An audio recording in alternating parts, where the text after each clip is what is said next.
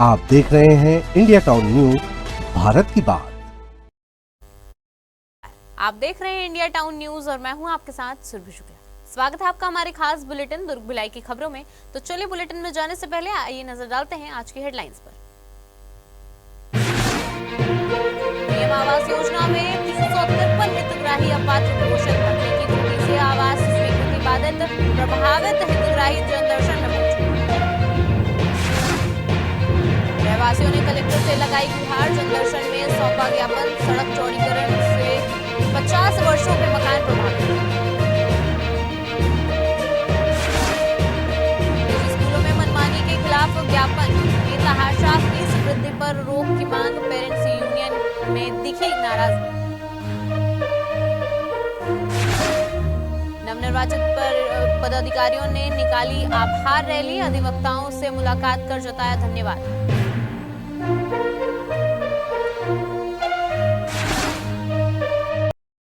प्रधानमंत्री आवास योजना ग्रामीण के अंतर्गत आवास प्लस ऐप में सिस्टम द्वारा अपात्र घोषित किए गए हितग्राहियों ने अपनी मांगों को लेकर जनदर्शन में आवाज उठाई। जी हां, आपको बता दें कि प्रभावित हितग्राहियों का कहना है कि सिस्टम की इस त्रुटि के कारण उनकी स्वीकृति प्रक्रिया बाधित हो रही है और उनका आवास बनाने का सपना अधूरा रह सकता है। जानकारी के अनुसार जनपद पंचायत दुर्ग में लगभग 353 हितग्राहियों का नाम प्रणाली द्वारा अपात्र घोषित कर दिया गया है। ये ऐसे हितग्राही हैं जो सामान्य नियमों के अनुसार पात्र हैं, लेकिन तकनीकी कारणों से उन्हें आवास प्लस ऐप में स्वीकृति नहीं मिल पा रही है। जांच में पता चला है कि इस गड़बड़ी से जिले के हजारों अति आवश्यक और पात्र हितग्राहियों का आशियाना निर्माण प्रभावित हो रहा है। आपको बता दें कि हितग्राहियों का आरोप है कि वर्तमान शासन और प्रशासन ने अब तक ऐसी तकनीकी समस्या का कोई समाधान नहीं निकाला है, व्यवस्था नहीं की है, जिससे योजना की 100% सफलता पर भी सवाल खड़ा हो रहा है। इस मुद्दे को लेकर दुर्ग जनपद की लगभग 47 ग्राम पंचायतों के हितग्राहियों ने ज्ञापन सौंपा और मांग की है कि सिस्टम द्वारा अपात्र घोषित किए गए हितग्राहियों को पुनः स्वीकृति दी जाए। मेरे यहाँ पूर्व में करीब 35 हितग्राही का चयन हुआ था, नाम स्वीकृति होकर आ गया था, लेकिन वर्तमान में अभी एक भी हितग्राही को नहीं मिला है। वजह क्या है पता नहीं। अब जनपद जाते हैं, जनपद वाले कहते हैं कुछ त्रुटि है, ऊपर से कहीं त्रुटि हो गया है, यही बात बोलते हैं। लेकिन अभी तक साल भर तो हो गया नए पंचायत गठन हो गई, तो मेरा लिस्ट में कहीं पे नाम नहीं दिखा और आज बन जाएगा कल बन जाएगा करके एक मुझे दिलासा दिलाती गई। और मैं एक हॉस्टल में काम करती हूँ। पुनः मैं जब भी कोई त्यौहार होता है तो मुझे दूसरे घर में रहना पड़ता है।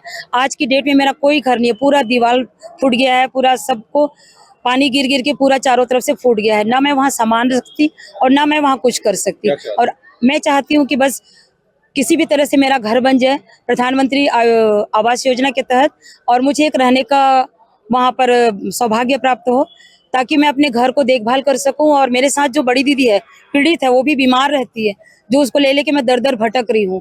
उसके लिए मैं चाहूंगी कि बस मेरा घर बन जाए और कुछ नहीं। प्रधानमंत्री आवास को लेके है, एक सूची है वहाँ पे जो प्रधानमंत्री आवास का जो सिस्टम बना है, ऐप बना है, उस ऐप में जैसे दुर्ग जनपद में 353 हितग्राहियों का नाम लिस्टिंग में है, जो सीधे अपात्र हो गया है। एक तरह से हम लोग बोल सकते हैं वो ब्लैक लिस्टेड हो गया है करके। उसका वजह ये है कि उसमें विभागीय जो कर्मचारी हैं वो या तो वो सिस्टम जो पात्रता रखने के बाद भी उस सिस्टम में वो सीधे अपात्र घोषित हो गया है। और इस संबंध में जब जानकारी पता चला, हम लोग काफ़ी बड़ा संख्या है ये हितग्राहियों के साथ अन्याय हो रहा है करके, तो विभाग में जब हम लोग पता किए तो ये बात पता चला इसमें जो नाम है उसको वो फिर से अगर हम लोग स्वीकृति के लिए करना चाहें, जबकि वो पात्रता रखता है, तो बावजूद वो उसमें वो सिस्टम एक्सेप्ट नहीं करेगा। दुर्ग पुलिस ने सूने मकान में हुई चोरी का खुलासा करते हुए 3 आरोपियों को गिरफ्तार किया है। जी हां, घटना थाना अमलेश्वर क्षेत्र की है, जहां प्रार्थी ने पुलिस को रिपोर्ट दी है कि वह घरेलू कार्य से बाहर था। वापस लौटने पर उसे चोरी की घटना की जानकारी मिली। पुलिस ने विवेचना के दौरान तकनीकी साक्ष्य और सूचना के आधार पर संदिग्ध व्यक्तियों की पहचान कर उन्हें अभिरक्षा में लिया। पूछताछ में आरोपियों ने चोरी की योजना रात के समय सूने मकान को निशाना बनाकर बनाई थी और चोरी को अंजाम देना स्वीकार किया। मुख्य आरोपी खिलेश दास मानिकपुरी अपने साथी भुवनेश्वर यादव के साथ चोरी को अंजाम देने और चोरी किए गए जेवरात तीसरे आरोपी तुलेश्वर सोनकर को बेचने की बात स्वीकार की। आरोपियों ने चोरी की रकम का उपयोग वाहन खरीदने में किया। आपको बता दें कि मामले में अभियुक्तों की निशानदेही पर पुलिस ने सोने चांदी के जेवरात, नकदी, मोबाइल फोन, चोरी की रकम से खरीदी गई स्कूटी और घटना में प्रयुक्त मोटरसाइकिल बरामद की। अवस्था में घूमते हुए 2 लोग दिखे। उस संदिग्ध अवस्था में घूमने वालों को सीसीटीवी फुटेज के माध्यम से पहचान करके जब उनको उठाया गया, उनसे पूछताछ की गई, तब उन्होंने इस घटना में शामिल होना स्वीकार किया। खिलेश दास मानिकपुरी और भुवनेश्वर यादव अपना नाम बताया। खिलेश दास मानिकपुरी अपने भुवनेश्वर यादव। दुर्ग बाईपास टोल प्लाजा पर नेशनल हाईवे ने कॉर्पोरेट सोशल रिस्पॉन्सिबिलिटी यानी CSR के तहत 13 दिव्यांग भाई बहनों को नए ट्राईसाइकिल वितरित किए हैं। इस कार्यक्रम में समाज कल्याण विभाग के अधिकारी और बाईपास टोल विभाग की टीम मौजूद रही। NHAI पिछले कई सालों से दुर्ग बाईपास के आसपास की ग्राम पंचायतों में CSR फंड से विकास कार्य कर रहा है। स्वच्छ पेयजल, वाटर हार्वेस्टिंग, स्कूलों की मरम्मत और वृक्षारोपण जैसे अनेक प्रोजेक्ट पहले ही पूरे किए जा चुके हैं। इस बार दिव्यांगजनों की सहायता के लिए समाज कल्याण विभाग के साथ मिलकर ट्राईसाइकिल वितरण किया जा रहा है। आपको बता दें कि कार्यक्रम में ट्राईसाइकिल पाने वाले दिव्यांगजनों के चेहरों पर खुशी साफ देखी जा सकती थी। दुर्ग जिला अधिवक्ता संघ के नवनिर्वाचित पदाधिकारियों ने आज न्यायालय परिसर में आभार रैली का आयोजन किया। इस दौरान उन्होंने अधिवक्ताओं से मुलाकात कर उनके समर्थन और विश्वास के लिए धन्यवाद दिया। रैली में अध्यक्ष रमेश शर्मा को अधिवक्ताओं ने गुलदस्ता भेंट कर गर्मजोशी से स्वागत किया। अध्यक्ष शर्मा ने अपने पूरे कार्यकारिणी के साथ उपस्थित अधिवक्ताओं को भरोसा दिलाया कि वे संघ को नई ऊंचाइयों तक ले जाने और सभी अधिवक्ताओं की उम्मीदों पर खरा उतरने का हर संभव प्रयास करेंगे। इस मौके पर विजयी महिला अधिवक्ताओं ने महिलाओं से जुड़ी समस्याओं के प्रभावी निराकरण का संकल्प भी लिया और सक्रिय भूमिका निभाने का भरोसा दिलाया। आपको बता दें कि आभार प्रदर्शन में नवनिर्वाचित पदाधिकारियों में उत्साह और संगठन के प्रति समर्पण साफ नजर आया। अधिवक्ता संघ में इस अवसर पर एक नई ऊर्जा और सकारात्मक माहौल देखने को मिला। मैं अनामिका गुआर सर, मैं चुनाव लड़ने से पहले भी बोली थी कि मैं महिलाओं के लिए हित में कुछ कार्य करना चाहती हूँ। सबसे पहले तो हमारे यहाँ हाइजीन बाथरूम नहीं है, वॉशरूम नहीं है, तो मैं एक वॉशरूम ऐसा रखना चाहूँगी जहाँ पर बहुत ही हाइजीनिक रूप से साफ सफाई हो और वो बाथरूम सिर्फ महिला अधिवक्ताओं के लिए हो, बाहरी लोगों के लिए नहीं और पुरुष अधिवक्ताओं के लिए भी ना। सर, मैं सांस्कृतिक क्रीड़ा सचिव महिला आरक्षित पद से जीत हासिल की हूँ और मैं महिलाओं के लिए एक अलग और विशेष रूप से खेलों का आयोजन करूंगी और सांस्कृतिक व्यवस्था भी बहुत अच्छा करूंगी, एक विशेष करूंगी जो जिला अधिवक्ता संघ का नाम रोशन करे। आज हम सभी नवनिर्वाचित पदाधिकारीगण निर्वाचन के उपरांत आभार प्रदर्शन के रूप में निकले हैं, एक साथ संगठित होकर। अधिवक्ता बंधुओं में एक नया उत्साह दिख रहा है। ऐसा उनके चेहरे में झलक रहा है कि उन्होंने कोई नया कीर्तिमान स्थापित कर दिया। वो चाहते थे कि परिवर्तन हो और जो परिवर्तन उन्होंने करके पाया है उसमें खुश है। देखिए, सबसे पहला अधिवक्ता हित और अधिवक्ता कल्याण, ये हम उद्देश्य लेकर यहाँ पर आए हैं और जितने अधिक से अधिक रूप में हम अपने अधिवक्ता साथियों के हर समस्या का निवारण कर सके, ये हमारी प्राथमिकता रहेगी। और उनको जैसे अभी वर्तमान में देखने को हमको मिल रहा है कि पार्किंग व्यवस्था, जल की व्यवस्था, बैठक व्यवस्था, ये जो समस्याएं हैं उनको हम अभी सबसे पहले दूर करने का हमारा प्रयास रहेगा। महिला से हूँ और सर, जिस भी उम्मीद से मुझे यहाँ के अधिवक्ताओं ने चुना है, तो मैं उनकी उम्मीद पर खरी उतरूं, मेरी यही कामना है और मैं यही प्रयास करूंगी। और जो भी कार्य अभी तक अधूरे रह गए हैं किसी भी कार्यकाल में, और कोई भी आके यदि मेरे पास किसी प्रकार की समस्या लेके आता है तो मैं उसे पूर्ण करने का पूर्ण प्रयास करूंगी। मैं निखिल सिंह महलवार, मेरे पिताजी यहाँ सीनियर एडवोकेट रहे हैं। उन्होंने भी पहले कोषाध्यक्ष रहा है और 3-4 बार उन्होंने अध्यक्ष का पद भी के लिए फाइट किया है।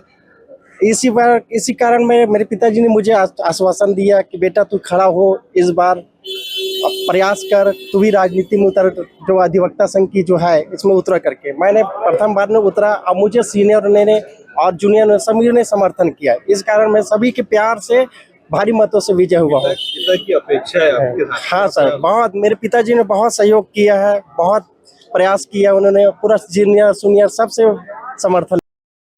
रिसाली नगर निगम के सभागार में महापौर शशि सिन्हा ने वर्ष 2026-27 के लिए 223 करोड़ 51 लाख रुपए का बजट पेश किया। 23 मिनट के बजट अभिभाषण के बाद करीब 3.25 घंटे चली चर्चा के पश्चात सभापति केशव बनछोर की अध्यक्षता में विशेष सभा में बजट संकल्प पारित किया गया। रिसाली नगर पालिका निगम के सभागार में आयोजित विशेष सभा में महापौर शशि सिन्हा ने वित्तीय वर्ष 2026-27 का बजट प्रस्तुत करते हुए इसे शहर के विकास की दिशा में महत्वपूर्ण बताया। महापौर ने अपने अभिभाषण में वर्ष 2025-26 के कार्यों को उपलब्धिपूर्ण बताते हुए आगामी योजनाओं की रूपरेखा भी प्रस्तुत की। उन्होंने बताया कि प्रस्तुत बजट लाभ का बजट है जो नागरिकों के हित में तैयार किया गया है। अभिभाषण के बाद नेता प्रतिपक्ष शैलेंद्र साहू ने बजट पर चर्चा की शुरुआत की। आपको बता दें कि इस दौरान सभापति केशव बनछोर ने सभी पार्षदों को अपने विचार रखने के लिए आमंत्रित किया। चर्चा के दौरान सत्ता पक्ष और विपक्ष के बीच कई मुद्दों पर तीखी बहस देखने को मिली। इस दौरान महापौर ने जानकारी दी है कि वर्ष 2025-26 में अधोसंरचना मद के अंतर्गत 182 निर्माण कार्यों के लिए 13 करोड़ 36 लाख रुपए की स्वीकृति प्रदान की गई है। इसके साथ ही केंद्र प्रवर्तित 15वें वित्त आयोग योजना के तहत 21 करोड़ 47 लाख रुपए की लागत से विभिन्न विकास कार्य कराए जाएंगे। निजी स्कूलों में मनमानी और बेतहाशा फीस वृद्धि के खिलाफ दुर्ग जिले में पेरेंट्स यूनियन के बैनर तले सैकड़ों पीड़ित पालक जनदर्शन में पहुंचे और कलेक्टर को ज्ञापन सौंपा। पेरेंट्स यूनियन ने निजी स्कूलों में व्याप्त अनियमितताओं पर रोक लगाने और उनकी शासकीय ऑडिट जांच कराने की मांग की। पालकों का आरोप है कि जिले के निजी स्कूल संचालक पर हर साल नर्सरी से लेकर कक्षा 8वीं तक के सिलेबस में प्रकाश बदल देते हैं। इससे पिछले वर्ष की पुस्तकें रद्दी हो जाती हैं और छात्रों के पालकों को हर साल अतिरिक्त आर्थिक बोझ उठाना पड़ता है। ज्ञापन सौंपते समय पेरेंट्स यूनियन ने जोर देकर कहा कि बच्चों की पढ़ाई प्रभावित हो रही है और शिक्षा को व्यापार के नजरिए से न देखा जाए। उन्होंने कलेक्टर से आग्रह किया है कि निजी स्कूलों में मनमानी और फीस वृद्धि पर कड़ी निगरानी रखी जाए। आप देख रहे हैं कि अभी सबसे बड़ा विषय पूरे देश में एक ही चल रहा है, कॉपी पुस्तक का जो खेल बच्चों को, छोटे बच्चों के भविष्य के साथ खेला जा रहा है, उनके पेरेंट्स को ठगा जा रहा है चंद निजी स्कूलों द्वारा और चंद कॉपी पुस्तक की दुकान वालों के द्वारा, और कुछ एक जो ड्रेस कोड बेचने वाले दुकानदार जो हमारे शहर में हैं। ये निजी संस्थान में एक स्कूल की बुक एक ही बुक डिपो में मिलेगी। ये क्या हो रहा है? ये किस तरह का? इस देश में कोई कानून नाम की चीज बची है या नहीं बची है? क्या मांग कर रहे हैं? हम लोगों की मांग ये है कि हर साल ये लोग जो प्रकाशक बदल देते हैं, वो प्रकाशक कम से कम 5 साल के लिए उसी प्रकाशक की किताबें चलनी चाहिए। अगर एक ही किताबी एक ही प्रकाशक की चलेगी तो हम लोग का वो दिन वापस आ जाएगा कि बड़े भाई की पुस्तक छोटा भाई पढ़ा करता था और उस छोटे भाई की पुस्तक उसकी बहन पढ़ा करती थी, क्योंकि 5 साल सिलेबस ही चेंज नहीं होगा। सेम उसी तरह ड्रेस कोड हर वर्ष बदलने की क्या आवश्यकता है? 5 साल तक कम से कम ड्रेस कोड ना बदला जाए। और अगर 5 साल के बाद आपको सिलेबस में कोई नया वर्जन आ जाता है और लगता है कि इसको चेंज करना चाहिए, तो कम से कम 3 महीना पहले आप वो लिस्ट को जिला शिक्षा अधिकारी से अप्रूवल कराइए, और अप्रूवल लिस्ट हर निजी स्कूल के नोटिस बोर्ड पे चस्पा होनी चाहिए और उनके वेबसाइट और पोर्टल पे अपलोड की जानी चाहिए, जिससे कि आज जो बुकें किताबें सिर्फ 5 दुकानों में मिलती है वो 500 दुकानों में मिलेगी, और जब 500 दुकानों में मिलेगी तो ये खेल खत्म हो जाएगा। निजी स्कूल वाले सबसे पहले अपने परमिशन लेने जाते हैं तो उस नॉर्म्स में फॉर्म देते हैं कि हम नो लॉस नो प्रॉफिट में काम करेंगे, हमारा काम होगा कि हमको खाली सेवा करना है। लेकिन ये आगे चल के व्यवसायीकरण में आ जाते हैं। व्यवसायीकरण में आने के बाद अभी तो ऐसा भी हो रहा होगा कि हमारे समय में तो ऐसा होता था कि हम मई जून और जुलाई के महीने का फीस नहीं दिया करते थे। अब अभी कई स्कूल ऐसे हैं जो 12 महीने की फीस लेते हैं, बसों का ट्रांसपोर्टिंग का भी फीस लेते हैं, और बहुत कुछ बातें इससे पहले हमारे वक्ता भाई अमित भाई ने बताया। लेकिन मैं और जो कुछ मिस चीजें हैं जो इनकी मनमानी चल रही है उस विषय आप लोगों को बताना चाह रहा हूं। और ये लेट फीस जो लेते हैं, कोई बच्चा अगर किसी कारणवश अगर फीस नहीं दे पाया है तो उसके अभिभावकों से लोग लेट फीस की पेनल्टी करते हैं। ये कुल मिला के एक मनमानी है। मैं तो बोलता हूं कि छोटे हो चाहे बड़े हो, सबका एक ऑडिट टीम गठन होना चाहिए। ऑडिट करके आपने जिस नॉर्म्स का जो नाम से जो कंडीशन में आप साइन करके जो स्कूल में आप बोला था कि हम नो लॉस नो प्रॉफिट में काम करेंगे, तो इनमें प्रॉफिट कितना हुआ और कितना लॉस कितना हुआ इसकी जांच भी होनी चाहिए, तब जाके ये कंट्रोल में होंगे। नगर पालिका निगम भिलाई अंतर्गत वार्ड क्रमांक 1 के रहवासियों ने चौड़ीकरण प्रस्तावित सड़क के चलते अपनी समस्याओं के समाधान के लिए दुर्ग कलेक्ट्रेट में जनदर्शन कर कलेक्टर से गुहार लगाई है। जी हां, इस दौरान बड़ी संख्या में लोग जनदर्शन में पहुंचे और अपना ज्ञापन सौंपा। भिलाई के स्मृति नगर पेट्रोल पंप से जुनवानी खमरिया नहर होते हुए आईआईटी भिलाई पहुंच मार्ग के दाएं बाएं दोनों तरफ लोक निर्माण विभाग उप संभाग 2 द्वारा सड़क चौड़ीकरण प्रस्तावित है। इससे लगभग 50 वर्षों से स्थायी निवासी और दुकान संचालित करने वाले स्थानीय लोग प्रभावित होंगे। स्थानीय रहवासियों ने बताया कि सड़क निर्माण कार्य से पहले प्रभावितों का व्यवस्थापन किया जाना चाहिए। आपको बता दें कि उन्होंने कहा कि बिना व्यवस्थापन के कब्जा खाली कराने का काम शुरू कर देना उचित नहीं होगा। वहीं प्रभावित लोगों का कहना है कि सड़क निर्माण आवश्यक है, लेकिन उनके अधिकारों और निवास की सुरक्षा को प्राथमिकता दी जानी चाहिए। समस्या वार्ड नंबर 1 जुनवानी खमरिया की है। हम शासन प्रशासन से निवेदन करत हन कि घर चौड़ीकरण करे के पहले हम आश्वासन दी से विधायक जी है, और विधायक जी के पास में हम पूरा 1 नहीं 10 बार भी गए हैं, 10 बार में भी हम एक बार भी नहीं मिली।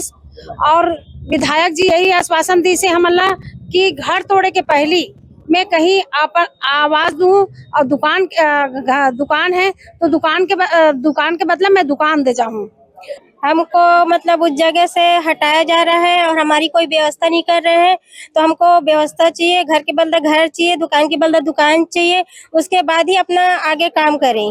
भैया हम लोग वार्ड क्रमांक 1 जुनवानी भिलाई से आए थे। कुछ समय पहले एक पे क्या हुआ था, इनका पहले कैनाल रोड बनना था, जिसके बाद में क्या कैनाल रोड का कार्य में सभी का घर आ रहा था, घर पीड़ित परिवार प्रभावित हो रहे थे, जिसके लिए बहुत समय से इन लोग लगातार विधायक जी रिकेश इनके पास में जाकर के प्रयास किया उनसे बात करने की। एक बार मुलाकात हुई तो रिकेश से इन विधायक जी ने उनको आश्वासन दिया कि आपको पुनर्वास कराया जाएगा और आपका अगर घर जा रहा है तो उसका कुछ ना कुछ उचित व्यवस्था की जाएगी। जिसके बाद में भी उन्होंने इस बात को नहीं सुना।